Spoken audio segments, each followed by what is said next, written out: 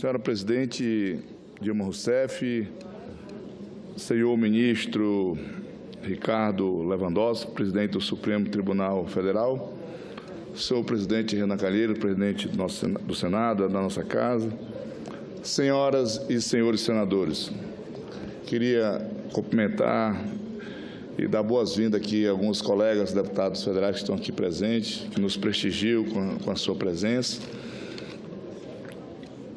Presidente, eu me solidarizo com a situação que Vossa Excelência se encontra na condição de ré deste processo de impeachment.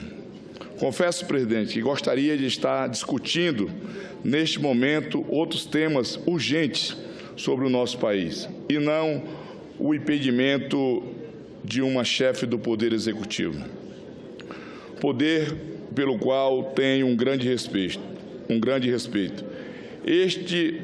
Este tema é doloroso para todos nós. Não posso deixar de ressaltar que vi consolidar-se ao longo deste processo os pilares das nossas instituições, notadamente a solidez com que a democracia brasileira se apresenta. Digo isso, pois vejo que todas as chances de defesa foram dadas a Vossa Excelência, dadas e asseguradas. Haja visto todas as longas horas de trabalho na Comissão Especial do Impeachment, os debates nesse plenário, além do esforço de parlamentares de sua base, diuturnamente lutaram em prol de sua defesa, bem como o esforço do seu brilhante advogado, José Eduardo Cardoso, que eu quero parabenizá-lo aqui. Isso sim é garantia de ampla defesa e fico feliz que o meu país trilhe pelos caminhos da boa justiça, presidente. Desse mesmo modo, temos que assegurar esse direito a todos, sem distinção. É o que eu mais defendo e me coloco como exemplo, presidente, aonde cito o caso em que o Partido dos Trabalhadores, o partido de Vossa Excelência, comandada pelo governador Tião Viana, tentou investir contra o meu legítimo mandato, acusando-me de situações falsas e mentirosas. Chegaram, pasme a senhora, a cometer o disparate de pedir a cassação a este Senado Federal, que foi muito fiel à Justiça e não deu seguimento ao infame pedido. Isso chama-se segurança e solidez jurídica, graças a Deus. Senhora Presidente, chegamos ao momento que é impossível não rememorarmos, no ano de sua eleição, a frase proferida por Vossa Excelência, de que se faz o diabo para ganhar uma eleição. E aqui, presidente, faço a minha primeira pergunta. Só tenho 3 perguntas. Faço a minha primeira pergunta. A senhora teria condições de dizer que pacto que foi feito com o diabo para chegar à reeleição, que deu tudo errado, as coisas desandaram, foi tudo de água abaixo? Não seria melhor ter feito um pacto com Deus? Porque eu sinceramente, fiquei muito preocupado com esse pacto. Arrisco dizer que, provavelmente, por uma cessão de irresponsabilidade, chegamos a este julgamento. A tese das pedaladas faz total sentido. Ainda mais, não analisamos do ponto de vista da sequência de irresponsabilidade econômica e fiscal, políticas que marcaram o governo de Vossa Excelência, que nos trouxeram uma das crises mais profundas, nunca visto antes no nosso país. Outrora, presidente, com o mesmo respeito que a senhora diz ter por esse colegiado, questiono Isso não é uma ofensa ao Poder Legislativo e ao Poder Judiciário. Vossa Excelência tem 30 segundos para concluir. Então, eu vou pular aqui e vou aqui ao que interessa. A minha segunda pergunta.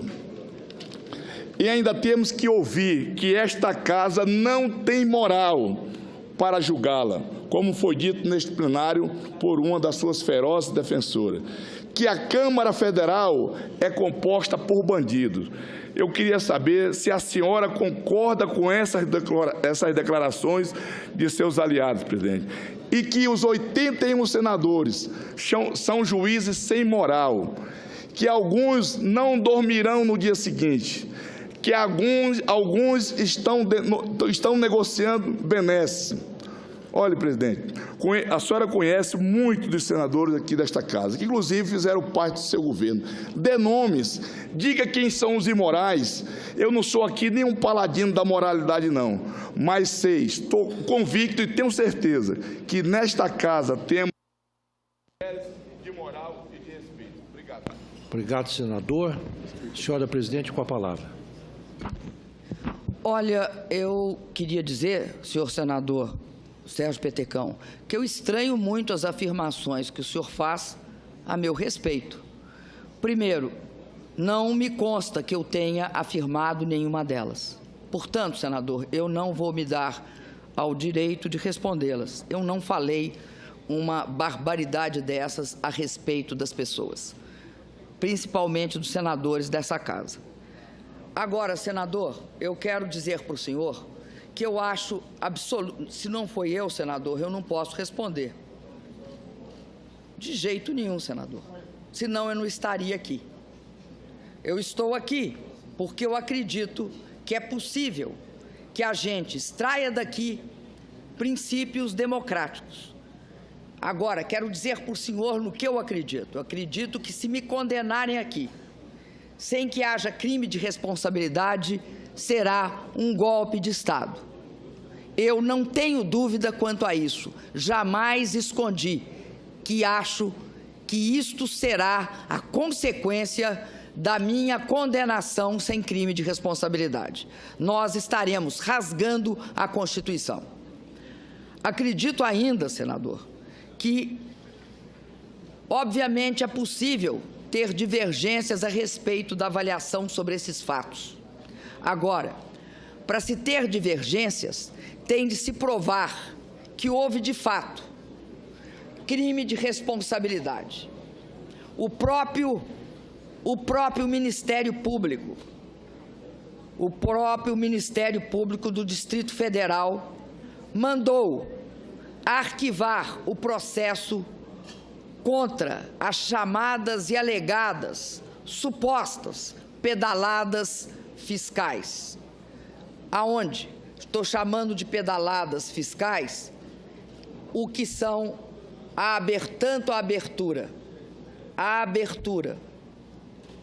de processos relativos ao financiamento do Plano Safra.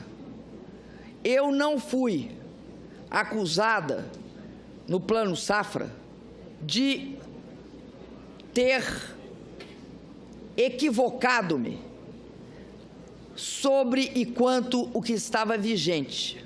O que estava vigente era uma interpretação que o Plano Safra não se constituía em operações de crédito, que o Plano Safra era, sem sombra de dúvida, um processo no qual o Banco do Brasil emprestava ao produtor e que esse processo estava garantido por uma legislação que autorizava que houvesse o pagamento desse subsídio sobre a forma de subsídio aos juros.